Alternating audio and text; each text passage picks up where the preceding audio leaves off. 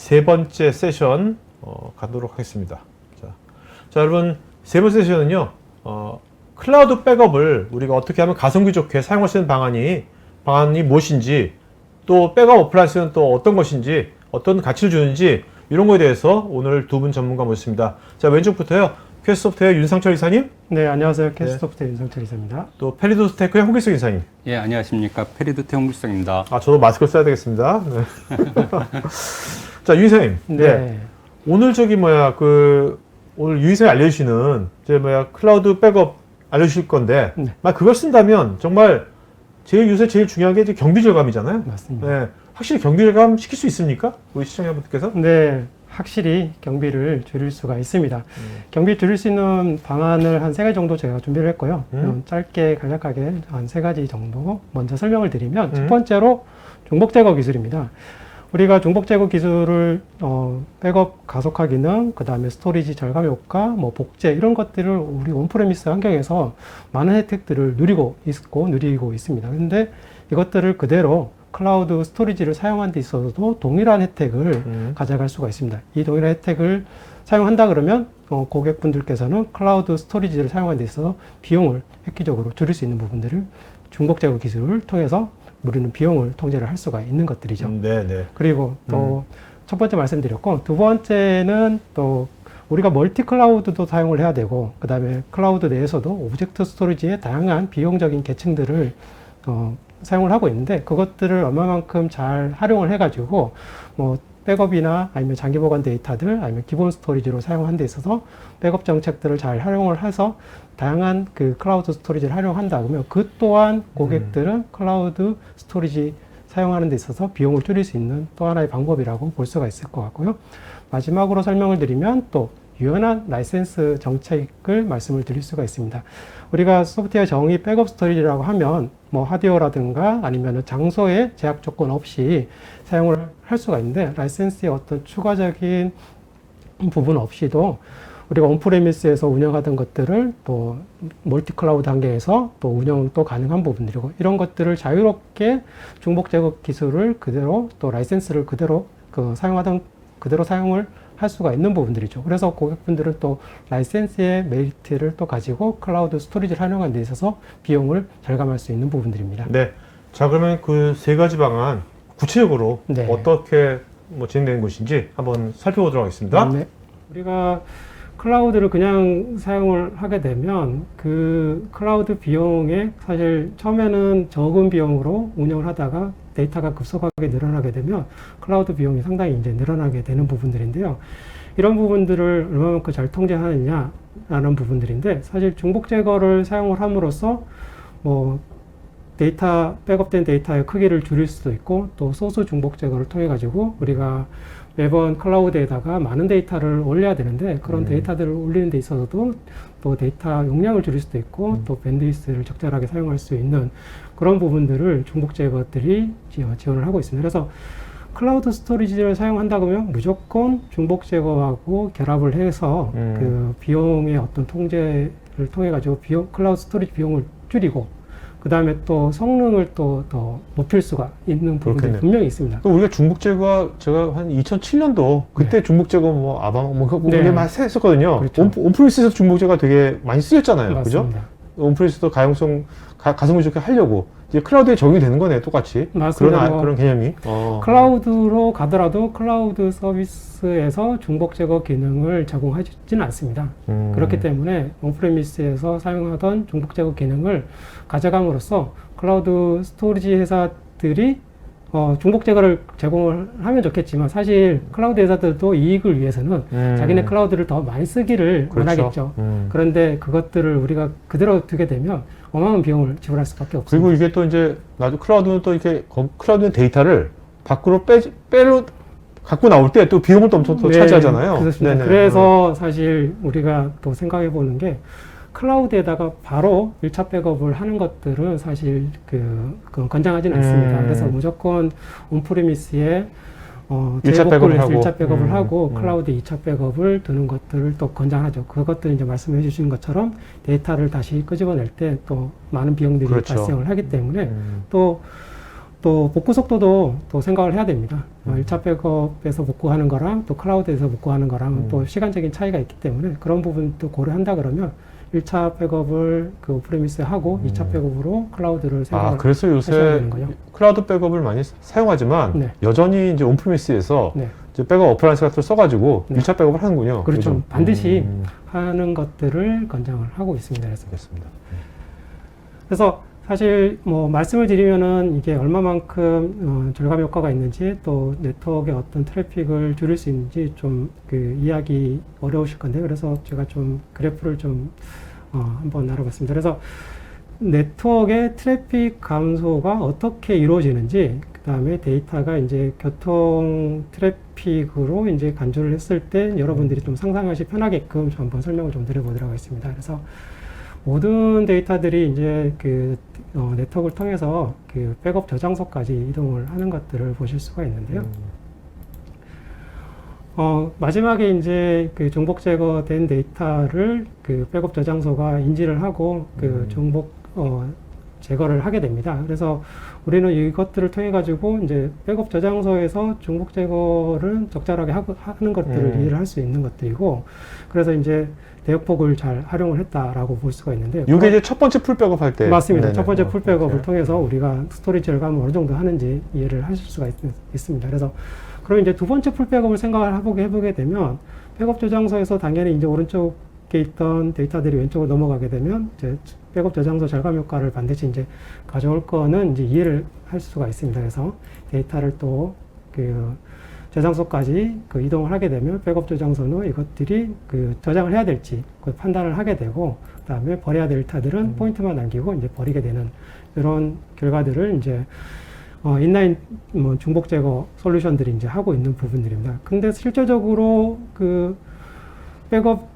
백업을 해야 될 데이터들이 굳이 저장소까지 오지 않아야 될 데이터들이 넘어온 것들이죠. 버려야 될 데이터들이 넘어왔으니까. 그러면 사실 이제 중복 제거는 좋지만 실질적으로 대역폭을 제대로 활용하지 못한 부분들이 우리가 또 그 클라우드 백업을 한다거나 아니면 클라우드 복제를 한다거나 할 때 꼭 필요한 부분, 고려를 해야 되는 부분들이라고 볼 수가 그렇겠네요. 있습니다. 네.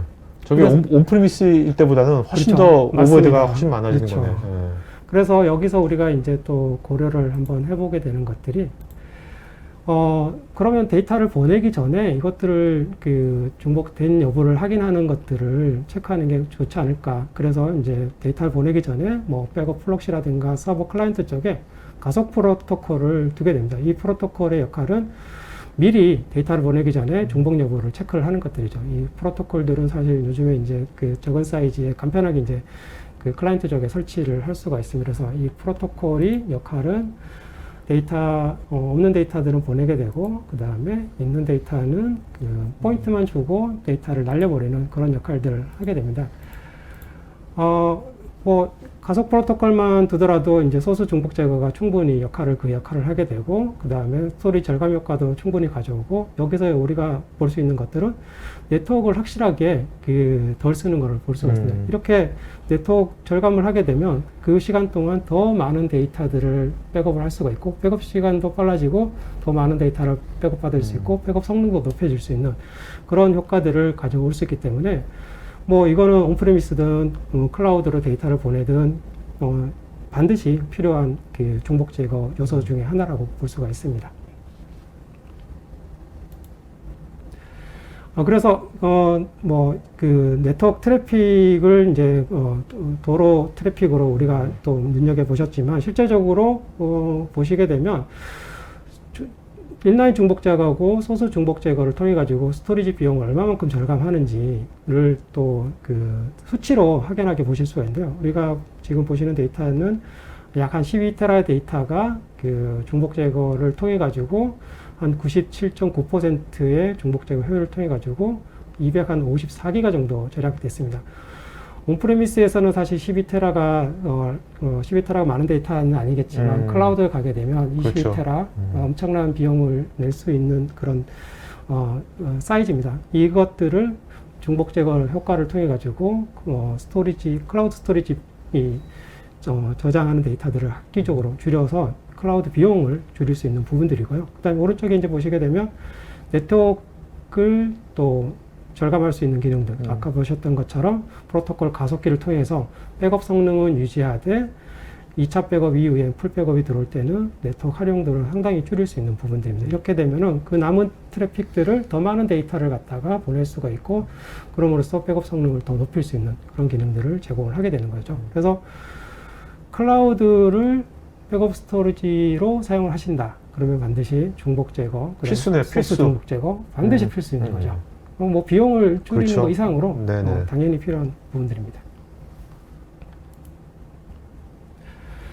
그리고 그 클라우드 스토리지도 다양한 스토리지를 제공하고 있는데요. 요즘에 이제 그 대세가 이제 오브젝트 스토리지. 그렇죠. 오브젝트 스토리지가 뭐 백업에 좋다, 아카이브에 좋다, 뭐 대용량 그 뭐 빅데이터에 좋다 해서 많이들 그 사용하게끔 이제 안내를 하고 있는데, 실제적으로 백업 스토리지로 사용하는 데 있어서 백업 솔루션들이 이것들을 어떻게 적절하게 잘 활용할 수 있는지 이 부분이 상당히 중요한 부분들인데요. 그래서 클라우드 스토리지 서비스 회사들은 이제 뭐 우리가 표준으로 삼고 있는 S3뿐만 아니라 이게 무식한 질문이면 S3만 오브젝트 스토리지가 아닌 거죠? 그렇죠.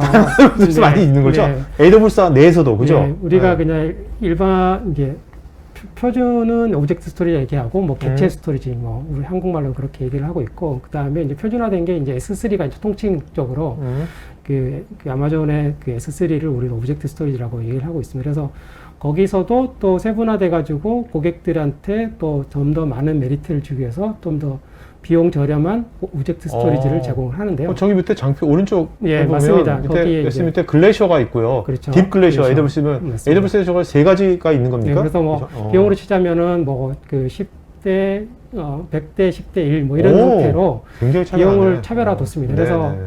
뭐 장기 보관하는데 굳이 그 데이터를 뭐 그 최근 몇 년 사이에 끄집어낼 필요 없다. 이런 데이터들 같은 경우는 우리가 굳이 비싼 스토리지에다가 저장할 필요는 없지 않습니까?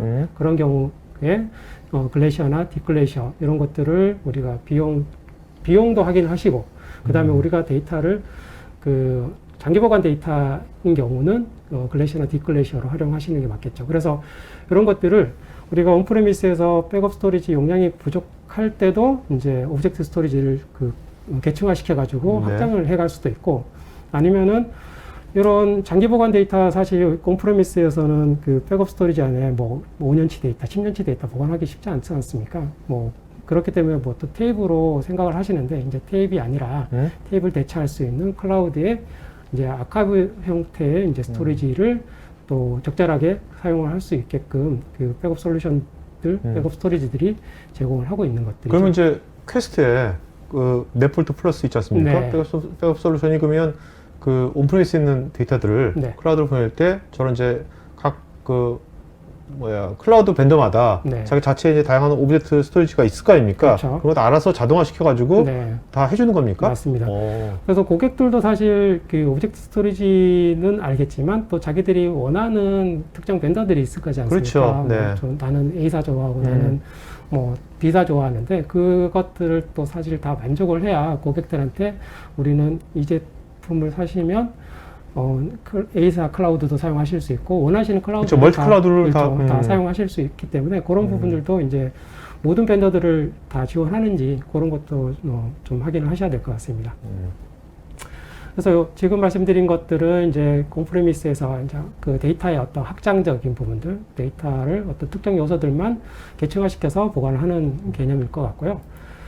그 다음에 그 오브젝트 스토리지를 직접 기본 저장소로 사용을 하고자 하는 그 요구도 있습니다. 이것들은 말 그대로 앞서 말씀드렸던 거는 클라우드를 제일 먼저 접근해 볼 수 있는 방법론 중에 하나고, 두 번째 지금 말씀드리는 거는 정말로 클라우드를 백업 2차 사본에 대한 어떤 저장소 개념으로 우리가 3일 백업에서 두 번째의 사본을 오프사이트로 보관을 한다고 했는데, 그 오프사이트를 정말로 이제 클라우드에다 놓고 네네. 사용하고자 하는 테이프 대신에. 맞습니다.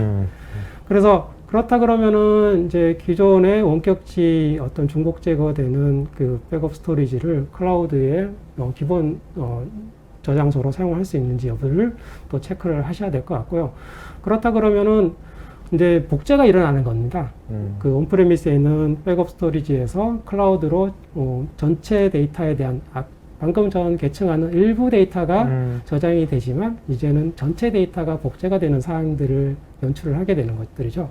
그러면은 사실 이제 클라우드 스토리지를 더 많이 사용을 해야 되는데 그러면 사실 비용을 더 고민해야 되고 그 비용을 또 줄이기 위해서 이제는 중복 제거 솔루션이 그 역할을 또 함으로써 오브젝트 스토리지에 100을 쓴다 그러면은 한 10분의 1로 쓰게끔 그 비용을 획기적으로 줄일 수 있게끔 그 클라우드 스토리지에 쓰는 비용을 줄일 수 있는 부분들이죠.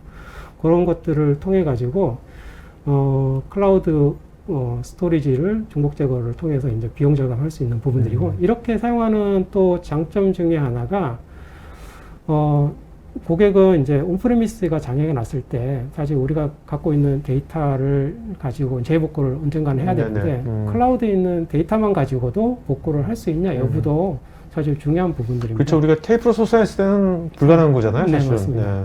그래서 클라우드에 있는 데이터만 가지고 온프레미스가 지금 어떤 재해로 인해서 지금 데이터 복구를 할 수 없는 상황인데 클라우드에 있는 데이터만 가지고 복구를 해야 되는 경우 이와 같이 백업 스토리지 오브젝트 다이렉트라는 개념을 통해 가지고 클라우드에다가 기본 스토리지 제공해서 이제 복제를 하는 개념으로 구현을 반드시 해야 된다는 것.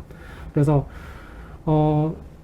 저희 이제 네폴트 플러스 같은 경우도 앞서 말씀드렸던 고객이 원하는 클라우드 벤더를 어떤 것든 선택할 수가 있고 거기에 이제 계층화도 할 수 있고 그 다음에 직접적으로 복제를 연출해서 테이프를 대신한 아니면 원격지 백업 어플라이언스를 대신한 2차 백업 그 다음 오프사이트 백업을 클라우드로 직접 활용하실 수 있다. 이런 메리트들을 제공을 하고 있습니다.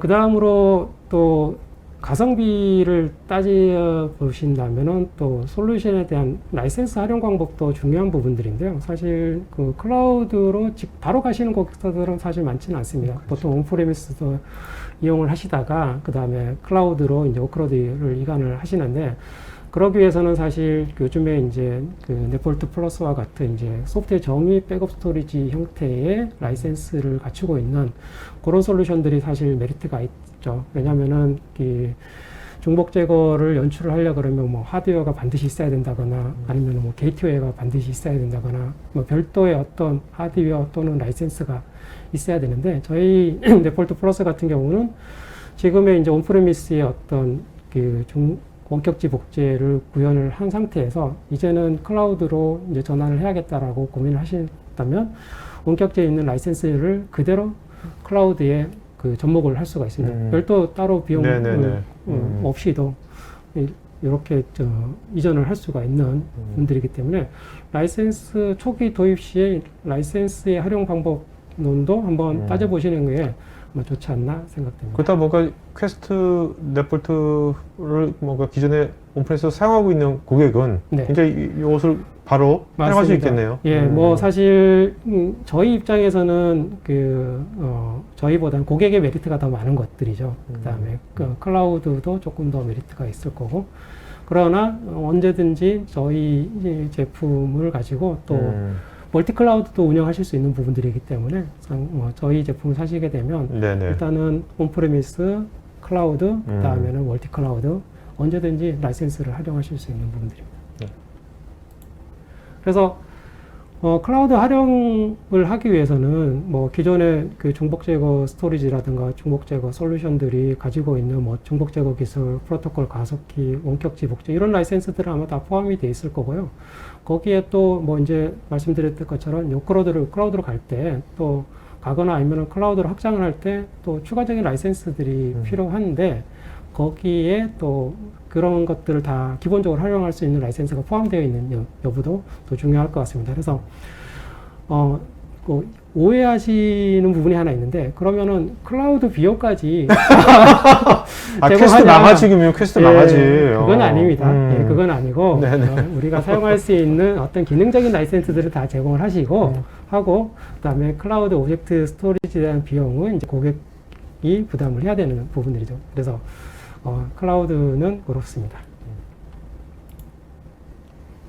그래서 제가 이제 중간중간에 네폴트 플러스라고 말씀을 드렸던 솔루션인데, 네폴트 플러스는 저희 그 엔터프라이즈 백업 솔루션인 네폴트와 또 중복 제거, 그 다음에 프로토콜 가속기, 앞서 설명드렸던 그 클라우드 계층화, 그 다음에 오브젝트 스토리지를 직접 사용할 수 있는 오브젝트 다이렉트, 이런 것들을 아울러 가지고 캡슐한 제품의 명칭입니다. 그래서 네폴트 플러스를 그 도입을 하신다 그러면 앞서 뭐 가성비, 그 다음에 어떤 사용의 편의성, 그 다음에 클라우드 스토리지를 또 편리하게 또 사용할 수 있는 부분들, 이런 것들을 다 제공을 하게 됩니다. 그래서 또 그런 부분들을 눈여겨 보신다 그러면 네폴트 플러스를 한번 좀 참고를 해주셨으면 좋겠습니다. 자, 여러분, 오늘 웨비나는 저희 소통하는 웨비나니까요.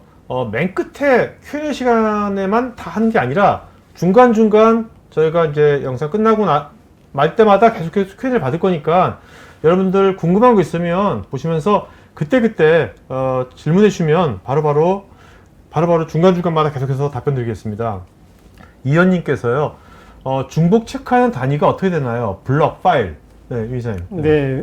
최근에는 중복 제거 단위들은 블록, 파일 여러 가지들이 있는데요. 그 중에서 가장 효율적으로 중복 제거를 할 수 있는 가변 블록 단위로 그 체크 단위가 되고 있습니다. 네네네. 네. 자, 여러분 지금 2번을 댓글창에 계속 쓸 필요 없습니다, 여러분들. 지금 2번 이미 퀴즈엔 거기서만 해야죠. 댓글로 쓰지 마세요, 여러분들. 아무 의미가 없으니까요. 네. 윤성호님, 성능과 비용을 줄이는 것도 중요한데 백업은 보안도 생명인데 보안은 CDP의 보안 기능만 사용하는 것인지요? 네, 당연히 백업도 보안을 생명으로 두고 있기 때문에 백업의 그 보안적인 부분들은 아까 보셨던 그 특화된 프로토콜도 있고요. 그 다음에 백업된 데이터의 어떤 불변성을 제공하기 위한 그 웜 기능들도 제공을 하고 있고요. 네. 또 그리고 암호화 기능들도 다 가지고 있기 때문에 보안 기능의 백업에 많이 포함이 되어 있습니다. 전영진님, 유인사님께서 발표 중에 오래된 데이터를 테이프에 저장하는 것보다 낮은 등급의 클라우드 저장소에 저장하는 것을 권해주셨는데 이렇게 하는 것이 특히 퀘스트 솔루션과 관련해서 더 유리한지 궁금하고요. 제가 근무 중인 곳에서는 아직 LTO 테이프 백업 시스템 운영 중인데 클라우드 저장소를 바꾸기가 쉽지가 않네요. 네, 사실 그 데이터 사이즈에 따라서 LTO를 사용하시는 고객들은 분명히 있습니다. 왜냐하면은 그 기가 용량당 그 LTO가 많은 데이터를 저장을 하기 때문에 그런 부분들은 특별히 또 LTO를 쓸 수밖에 없는 부분들이고요. 그리고 캐스트가 클라우드로 가기 위한 유연한 다양한 라이센스 정책들, 그 다음에 또 중복 제거 기능들, 이런 것들을 통해 가지고 클라우드로 데이터를 LTO를 대신한 2차 백업 용도로 클라우드로 사용하는 데 있어서 다양한 메리트들을 제공하고 있기 때문에 사실 LTO를 사용하는 고객사지만 LTO는 또 별도로 또 사용을 하시고 또 그리고 그 보안을 위해서 또 클라우드로 또 백업 데이터를 또 이중화시키는 것도 해볼 수 있는 부분들입니다. 네. 이규님, AD의 커스텀 클래스를 DB처럼 사용하고 있습니다. 이때 커스텀 클래스도 복제 및 복구가 가능한지요? 백업 솔루션에서 이제 AD를 지원하는 제품들도 있고요. 저희 이제 그 AD 관련해서 이제 리커버리 매니저라는 제품들도 있기 때문에 이런 제품들을 사용을 하시게 되면 백업 및 복제 가능합니다. 네. 자, 그러면요, 우리 이제 오늘 이 클라우드 백업이요. 여러분들 요새 랜섬웨어 때문에 고민 많이 하셨습니까? 이것이 랜섬웨어에 대응해도 클라우드 백업이 유용하게 사용할 수 있다고 합니다. 그렇다면 어떻게 퀘스트의 클라우드 백업이 랜섬웨어에 어떻게 대응하는지 그 방안을 한번 살펴보도록 하겠습니다. 우리가 최근 원래 특히나 랜섬웨어 피해를 입은 고객사들의 어떤 연락을 많이 받은 한 해였던 것 같습니다. 그래서 저희가 백업 업무를 상당히 오랫동안 해온 상태에서 결론적으로 얘기하면 사실 지금 보시는 것 같이 격리된 백업 환경을 구성하는 고객사들은 랜섬웨어 환경에서 정말로 안전하다라고 볼 수 있는데요. 그런 환경들이 우리가 레거시 환경이라는 표현을 많이 쓰고 있는데 SAM-VTL 테이프 장비, 사실 정말로 이제 폐쇄적인 환경을 구성하는 것만이 사실 랜섬웨어의 최적의 방안이라고 보는데, 사실 우리가 뭐 비용도 절감해야 되고 그 다음에 또 인건비도 인력도 그렇죠. 많이 필요한데 또 애자일하게 일해야 되고. 네, 그렇다 보니까 현실적으로 이렇게 운영하는 것들이 사실 어렵습니다. 그렇기 때문에 어떻게 하면은 좀 더 그 지금의 트렌드에 맞게끔 운영하면서 또 거기에 또 랜섬웨어를 방어를 해야 되는 부분들인데요. 그래서 이제 우리가 계속 클라우드 스토리지를 사용을 함에 있어서 그러면 클라우드도 사실 온라인에 직접적으로 연결되어 있는 거기 때문에 사실 우리가 LTO 테이프 시스템과 같이 완벽한 그 어떤 폐쇄적인 것들을 갖출 수는 없습니다. 우리가 에어 갭이라고 얘기를 하는데 그런 것들을 갖출 수 없기 때문에 이제는 스토리지 형태나 아니면은 뭐 컨테이너 객체 기반의 어떤 물리적 격리 대신 이제 가상으로 격리하는 그런 개념들로 웜이라는 형태로 실질적으로 이제 뭐 쓰기라든가 삭제 이런 것들을 못하게 하고 일정 기간 동안 읽기만 가능하게끔 해서 그 백업 데이터들을 보호하는 그런 형태로 발전을 하고 있습니다. 그래서 클라우드나 아니면 온프레미스의 백업 스토리지들도 이제는 웜 기능을 활용한 그 랜섬웨어 대응을 하고 있다라고 보시면 될 것 같습니다. 웜 기능 한다고 해서 엄청 또 비싸지는 거 아니에요? 그렇지는 않고요. 제가 알아봤는데 그냥 저희 이제 그 백업 스토리지 같은 경우도 기본적으로 라이센스 다 포함이 되어 있고 용량만 더 이제 추가가 되는 부분들이기 때문에 왜냐면은 웜 기능을 하려 그러면 이제 별도의 어떤 공간이 그 써야 되지 않습니까? 그래서 이제 그 공간 쓴 만큼의 비용만 이제 들어가게 되는 거기 때문에 어떤 웜의 어떤 특정 기능에 대한 라이센스 비용은 없다라고 보습니다. 네네. 그래서 랜섬웨어 대응을 적절하게 하는 부분들에 대해서 그 네폴트 플러스는 DCIG SME 랜섬웨어 방지 상위 5개 솔루션 중 하나로 이제 선정이 됐습니다. 이거는 이제 검증이 됐다라는 근데 DCIG가 뭐 하는 곳이에요? DCIG가 그 어떤 그 테스트 기관이고 그다음에 리서치하는 기관들인데요. 이번에는 이제 그 중견 중소 기업들을 위해서 랜섬웨어 방지 솔루션 한 50개를 선정해가지고 그 테스트를 했습니다. 그래서 점수를 매겨가지고 그 중에 한 17개의 제품들이 그나마 괜찮다라고 선정을 했고, 거기에 이제 상위 1등부터 5등으로 이제 네네. 그 중에 이제 저희 제품이 이제 포함이 되는데, 네폴트 플러스가 포함이 됐습니다. 그래서 앞서 설명드렸던 것처럼 그 데이터의 불변성을 제공을 하는 기능도 이제 포함이 돼야 될 것 같고요. 그 다음에 또 비개방형 프로토콜. 네폴트 플러스에서는 그 클라우드 스토리지 어떤 그 백업 성능을 향상하기 위해서 가속 프로토콜을 쓰게 되는데, 그래요. 아까 했으면 그 가속 프로토콜이 그 다른 제품들이나 다른 곳에서는 잘 사용하지 않는 캐스트만 사용하는 프로토콜입니다.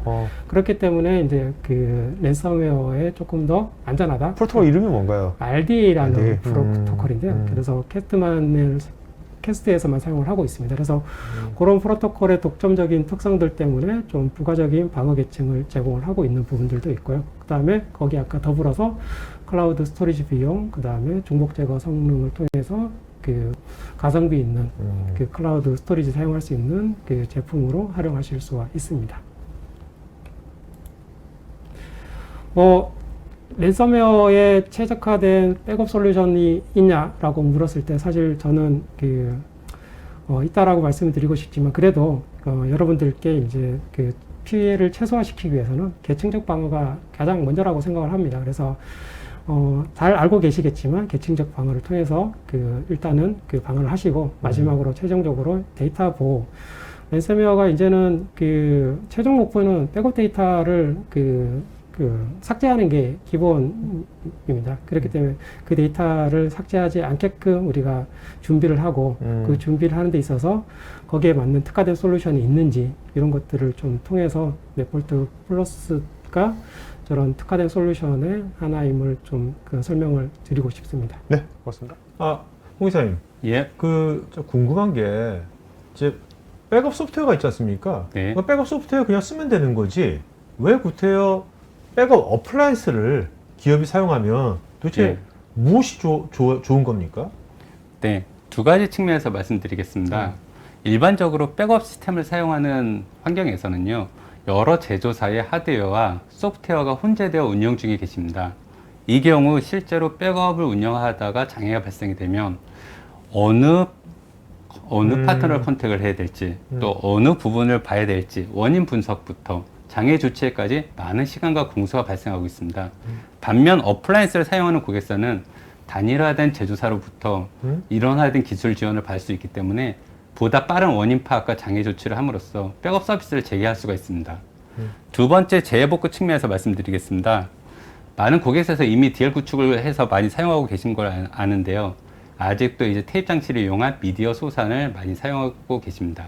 하지만 이 경우 미디어를 외부로 소산하기 위해서 실제로 이동, 보관하시게 되는데요. 이 과정에서 미디어의 분실에 대한 리스크를 갖고 있습니다. 또 중요한 것은 이 테이프 미디어라는 거는 온도와 습도에 민감하게 반응하는데요. 보관 환경에 따라서 미디어가 손상이 될 수도 있습니다. 그래서 실제로 많은 고객사에서 재해복구가 발생이 됐을 때 소산된 미디어를 가져서 복구를 해야지 했는데 미디어를 인식을 못하거나 실제로 페일되는 경우를 많이 봤습니다. 하지만 어플라이언스 사용하는 고객사의 경우는 양 방향에 2대 어플라이언스를 원격지 복제함으로써 자동화된 스케줄에 의해서 운영자의 개입을 최소화할 수 있고요. 보다 빠르고 안정적으로 복제함으로써 완벽한 재구축 환경을 마련할 수 있습니다. 네. 그러니까 어떻게 보면 이제 그 기업에서 이런 운영자가 네. 백업 전담자가 체계가 잘 안 돼 있는 곳일수록 백업 어플라이언스가 있으면 훨씬 좋겠네요. 예, 맞습니다. 자, 그러면 이제 페리도스테크가 퀘스트 넷볼트 백업으로 소프트웨어 기반으로 만든 백업 어플라이언스가 어떤 가치를 주는지 그 직접 사례와 함께 알아보도록 하겠습니다. 영상 볼까요? 저희 Q 시리즈에 대해서 도입하고 운영하는 고객사에 대해서 이제 정리해 놨습니다. 다양한 산업 분야에서 많이 쓰이고 있네요. 예, 제조부터 공급까지 많은 고객사에 납품을 했습니다. 이거 말고 또 있습니까? 이거 외에 더 다수 고객사 있습니다. 여기 이제 알겠습니다. 예, 대표적인 고객사입니다.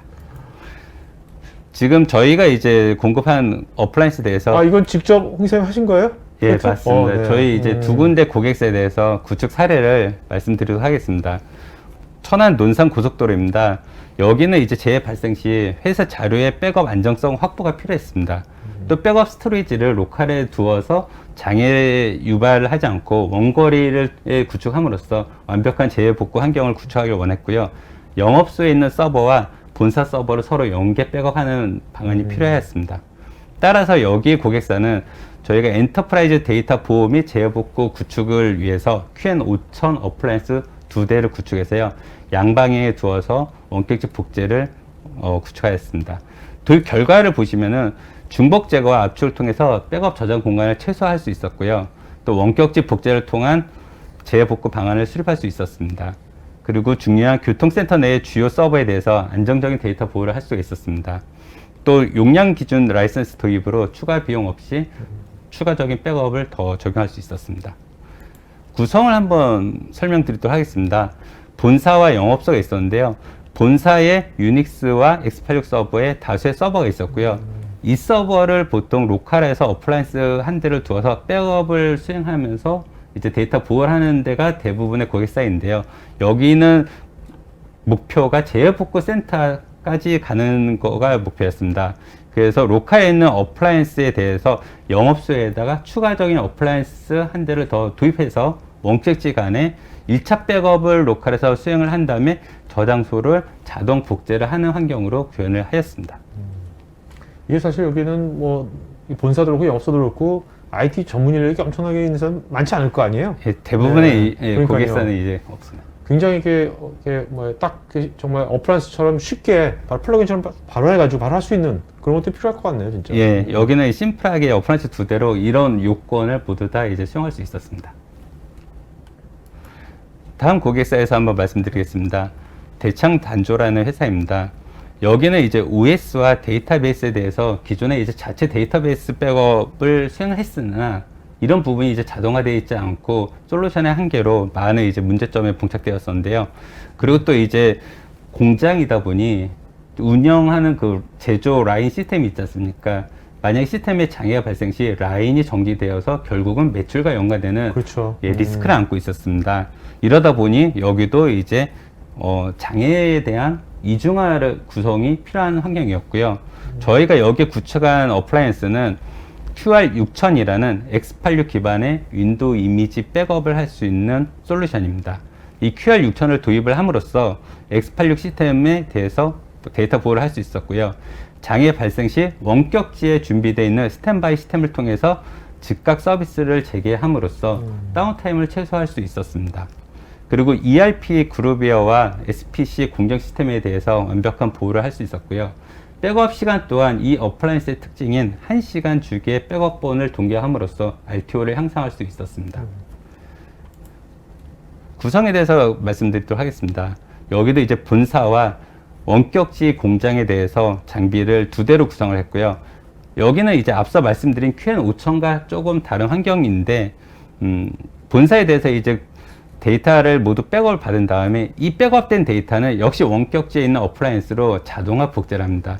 근데 여기서 끝나는 것이 아니라 저희가 이제 보통 장애가 본사 쪽에 재해가 발생이 되면 다시 DR 센터에 있는 데이터로부터 복구를 해야 되는 과정을 거쳐야지 서비스를 재개할 수 있지 않습니까? 근데 이제 원격지 공장에 복제된 데이터를 활용을 해서 가상화 시스템에다가 그 시스템을 즉각적으로 기동을 시킬 수 있는 환경을 구축을 했습니다. 그래서 본사에서 만약에 중요 서버, AMS 관련된 서버가 장애가 발생될 시 원격지에 있는 서버를 가상화로 띄워가지고 그 업무를 즉시 재개할 수 있는 그런 환경을 구현했습니다. 그러니까 원격지 가상 환경을 이용한 거네요. 예, 맞습니다. 그러면은 저희가 앞서 말씀드린 Q 시리즈 어플라이언스에 대해서 다시 어떤 용도에 어떤 어플라이언스가 그러니까 5000, 6000 두 가지가 있는 것 같던데. 말씀드립니다. 예. 모델은 두 가지가 있고요. 이 두 가지는 가상화 서버와 물리 서버를 다 보호할 수 있고요. 또 중복 제거 저장소를 활용할 수가 있습니다. 그럼 QR6000에 대해서는 어떤 특징이 있는지 한번 알아보도록 하겠습니다. QR6000 어플라이언스는 버추얼 스탠바이라고 저희가 앞서 사례에서 대창단적으로 말씀드렸듯이 가상화 시스템을 스탠바이로 활용할 수 있는 기능이 있습니다. 또한 라이브 리커버리라고 해서 복구와 동시에 즉각 서비스를 재개할 수가 있습니다. 예를 들어서 저희가 백업 데이터를 복구함에 있어서 시작을 하면 복구가 완벽히 끝날 때까지는 그 업무를 재개할 수가 없습니다. 하지만 이 어플라이언스의 데이터를 복구하는 경우는 복구와 동시에 인덱스를 먼저 시스템에 내리고 그 다음에 백그라운드로 데이터를 내리기 때문에 바로 서비스를 재개할 수 있는 기능이 있습니다. 그리고 HA라고 해서 서버 이중화를 대행할 수 있는 기능이 있고요. 또 장기 보관할 수 있는 아카이브 기능이 있습니다. 그리고 지금 리플리케이션이라고 복제 DR을 활용을 많이 하고 있고요. 가장 기본적인 OS 복구는 당연히 포함하고 있습니다. 두 번째 어플라이언스는 QN5000에 대해서 말씀드리겠습니다. QN5000도 리플리케이션과 OS 복구 기능을 같이 포함하고 있고요. 앞서 말씀드린 QR6000과 좀 차별화되는 기능은 QN5000은 엔터프라이즈 환경에 더 적합하고요. 저희가 유닉스를 포함한 전체 복잡한 환경에서는 QN5000이 적합하다고 볼 수 있습니다. 그리고 테이프 장비라든가 VTR을 연동해서 백업을 많이 하지 않습니까? 이때에도 QN5000을 이용해서 수행할 수가 있습니다. 저희 회사는 IS900이라는 인증을 받았습니다. 국제 표준화 기구로부터 품질 관리 시스템에 대해서 IS9001 인증을 받아서 더욱더 신뢰할 수 있는 장비를 저희가 공급할 수 있게 되었습니다. 마지막으로 저희 장비는 QR6000, QN5000이 있고요. 고객이 필요시 장비된 POC와 데모를 지금 보이는 이 제품을 인해서 저희가 지원할 수 있습니다. 보통 POC 하면 어느 정도 기간이 소요가 되는 겁니까? POC는 고객과 도입 일정을 협의하고 저희가 이제 POC 재고가 있을 경우 시작부터 끝날 때까지 일주일이면 모든 기능을 구현할 수 있습니다. 네. 고객이 특별히 준비해야 될 건 아마 없습니까? 고객의 POC 하고자 하는 타겟을 먼저 선정을 해야 되고요. 어떤 시스템을 할 건지 또 어떤 부분을 고객이 가장 필요한지에 따라서 저희가 시나리오를 준비하고요. 거기에 맞춰서 진행을 합니다. 오늘 고맙습니다. 네, 감사합니다. 네. 자, 이제 여러분 Q&A 시간 갖도록 하겠습니다. 양성필님께서요. 오라클의 온라인 핫백업이 간편한지 MySQL, 마리아DB 온라인 핫백업 지원이 가능한지 궁금합니다. 네. 네, 백업 솔루션들은 다양한 DBMS하고 어플리케이션들에 대한 핫백업들을 다 지원하고 있고요. 오라클, MySQL, 마리아DB 이런 것까지 다 온라인 핫백업 지원하고 있습니다. 윤성호님은 이제 코어 스토어가 좀 생소한데 넷볼트는 하이브리드 엔터프라이즈 데이터 센터를 위한 클라우드 지원 데이터 복구 소프트웨어인 것은 알겠는데 코어 스토어도 일종의 소프트웨어인 것을 알겠는데 이건 과연 무엇인지 아. 네. 헷갈리는 부분이 꽤 많을 것 예, 같아요. 맞습니다. 네네. 저희가 코어스토어에 대해서 다양하게 이제 그 설명을 많이들 하고 있는데요. 코어스토어는 우리가 익히 잘 알고 있는 그 중복 제거 어플라이언스와 동일한 용도로 사용을 할 수 있는 백업 스토리지라고 보시면 될 것 같고요. 그 백업 스토리지를 하드웨어의 종속성 없이 소프트웨어만 가지고 어디든지 운영이 가능한 소프트웨어 방식의 중복 제거 솔루션이라고 보시면 될 것 네. 같습니다. 그래서 네폴트는 백업을 위한 그 엔터프라이즈 백업 솔루션이고 백업을 저장하는 데 있어서 중복 제거 역할을 하기 위해서 코어스터가 필요한 부분이라고 보시면 될 것 그러니까 같습니다. 코어스는 소프트 디파인드 네, 맞습니다. 그 백업 스토리지죠. 네. 네. 양성필님, 넷볼트 플러스의 개념이 데이터 보호를 위한 넷볼트 및 소프트웨어 정의, 중복 제거 및 복제를 위한 코어스터 제품을 캡슐한 백업 솔루션이라는 것인지요. 네, 뭐 앞서 설명드렸던 것처럼 네폴트하고 소프트웨어 정의 백업 스토리지인 코어스토어를 같이 접목시켜 가지고 저희 하나의 개념으로 네폴트 플러스라는 개념으로 코어스토어 이해하기가 쉽지 않다. 그러면은 백업 솔루션을 한꺼번에 이해를 하시기에 편하게끔 네폴트 플러스라는 개념으로 저희가 접근을 하고 있습니다. 그 홍쌤, 보통 이렇게 네. 필드에서 그러면 이제 보통 고객들 많이 만나실 거 아닙니까? 네. 그럼 거의 넷볼트 플러스를 네. 거의 좀 이렇게 저걸 보통 많이들 제안을 하시겠네요, 아무래도. 예, 방금 뭐 윤희사께서 말씀하셨듯이 네. 고객한테 저희가 설명하기 위해서는 넷볼트 플러스라는 제품으로 일원화되어 있다 이렇게 설명하는 게 고객한테 이제 말씀드리고 그러니까요. 나누시고 이해하기도 더 편리하다고 볼 수 있습니다. 알겠습니다. 넷볼트 플러스에 대해서 엄청나게 비싸진 건 아니잖아요. 그죠? 예, 그러지는 않습니다. 중복 제거 모듈이 올라감으로써 네네. 조금 네네. 플러스되어 있습니다. 알겠습니다. 또 그만큼 또 중복제가 되면 그것도 또 절감 비용이 그렇죠. 있으니까 예, 맞습니다. 비용이. 최성훈님께서는 중소기업은 아무래도 백업 비용을 생각 안 할 수가 없는데요. 1테라 미만의 DB의 경우는 대략 좀 비용이 어느 정도 될까요? 사실 이거는 적나라하게 얘기할 수는 없지만, 그죠? 네, 그래도. 제가 봤을 때는 백업 솔루션과 이제 백업 하드웨어, 그다음에 백업 스토리지가 일치화된 아까 설명드렸던 페리도트의 어플라이언스 최소 단위를 구매를 하신다 그러면 네. 충분하게 운영하실 수가 있을 것 같습니다. 그 최성문님께서는요, 우리 이번 세션 끝나면 오늘 홍 이사님하고 윤 이사님 요 두 분 그 여러분 공지사항에 보면 그 팀즈 그 또 상담방 온라인 상담방 링크가 있습니다. 거기에 이 두 분이 30분 정도 또 끝나고 나서 거기 접속할 거니까 거기서 이런 최성문처럼 같이 제품에 대해서 또 구체적인 또 상담이나 또 어떤 설명이 필요하신 분들은 이 세션이 끝나더라도 그 팀즈 온라인 팀즈 방에서 얘기를 하시면 되겠습니다. 거기서는 좀 캐주얼하게 얘기할 수 있으니까요. 아무래도 자 이제 그러면 퀴즈 시간 좀 갖도록 하겠습니다, 여러분. 이제 질문 하나만 더 받을까요? 전현진님께서 유닉스를 포함하는 서버 시스템 백업에는 5000 시리즈가 더 적합하다고 말씀해 주셨는데 POC 및 데모 지원 안내 부분에서는 QR6000의 저장소 용량은 20테라이고 QN5000의 저장소 용량은 5TB로 QN5000의 저장소 용량이 더 크지 않고 오히려 더 작은 특별한 이유가 있는지요? 네, 그 부분 말씀드리겠습니다. QR6000하고 QN5000은 두 가지 다 앞서 말씀드렸듯이 중복 제거의 기능을 가지고 있습니다. 하지만 QN5000의 경우는 코아스토아라는 제품을 얹음으로써 중복 제거의 효율이 20대 1까지 더 고효율적인 중복 제거 효과를 볼 수 있습니다. 그래서 실제로 어플라이언스 용량이 5테라라 할지라도 20배에 준하는 용량을 수용할 수 있기 때문에 소유 용량으로 준비했고요. 물론 고객의 데이터가 더 크다면 어플라이언스는 더 용량을 맞춰서 높은 용량으로 POC를 진행할 수도 있습니다. 네. 양선필님 국산 DB인 티베로, RT베이스, 큐브리 같은 것들도 인증은 되었는지요? 네, 다 인증되어 있습니다. 네. 걱정 안 하셔도 됩니다. 알겠습니다.